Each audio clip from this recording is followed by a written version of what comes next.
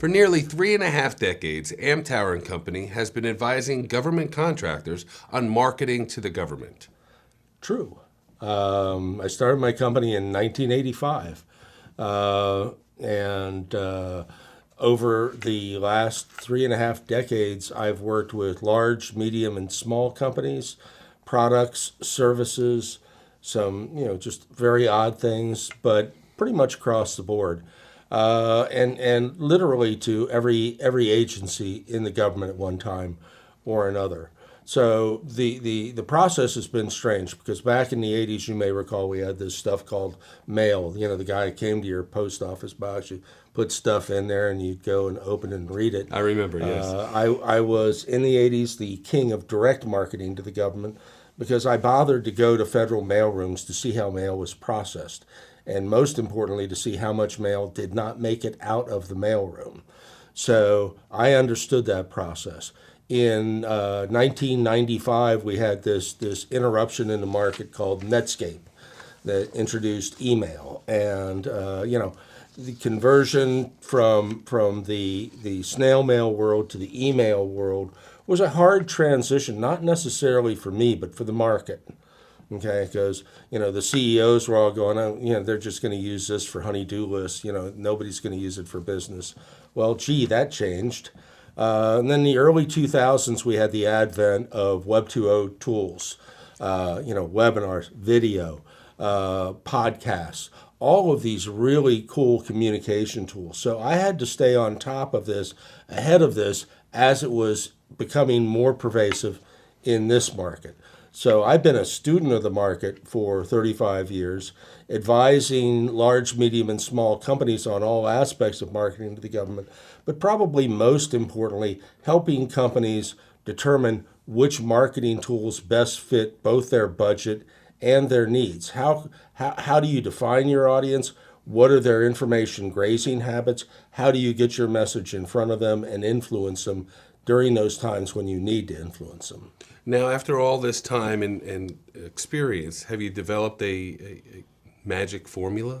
There is no one size fits all. So even two companies selling the same thing and they're relatively the same size, they're going to have different skill sets in-house. So how they differentiate their companies is going to be different. So even if you're selling the same thing, if you're selling it to two different agencies, you take the skill and the agency and you combine that to create your differentiator.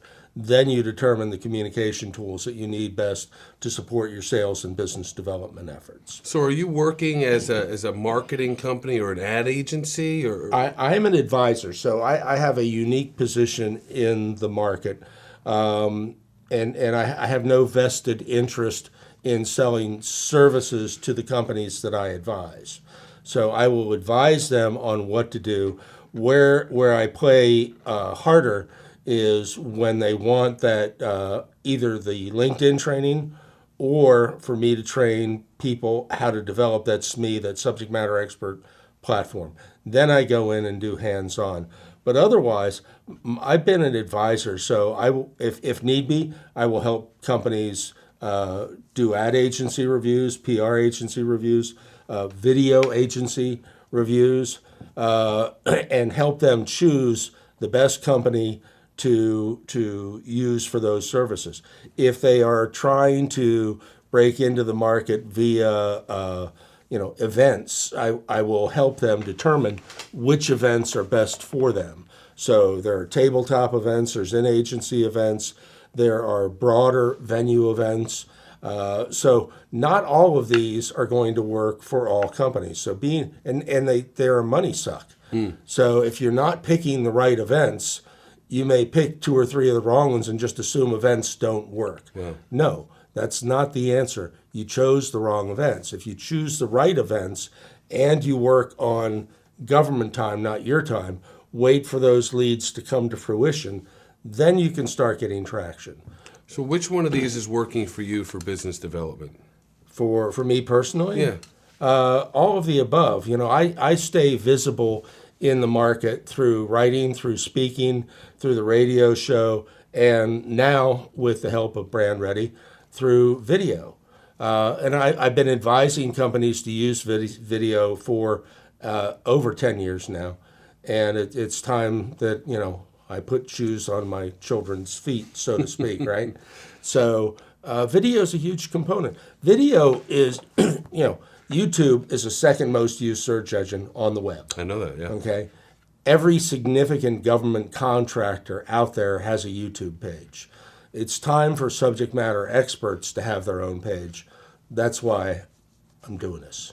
Now, as far as your clients, are they repeat clients or are they one-offs? How do you work with people? Most of my business is either repeat or referral. Okay. So probably 60%. I get new business over the transom. I often get business after a speaking engagement. So I do a lot of speaking in the market, somewhere between 15 and 25 times a year. And apparently what I say resonates. So when you have the opportunity to go out there and share information, make sure you're sharing information that they can use, not using the venue or the opportunity to sell yourself. So I happen to enjoy sharing information, so it comes easy for me. Very good.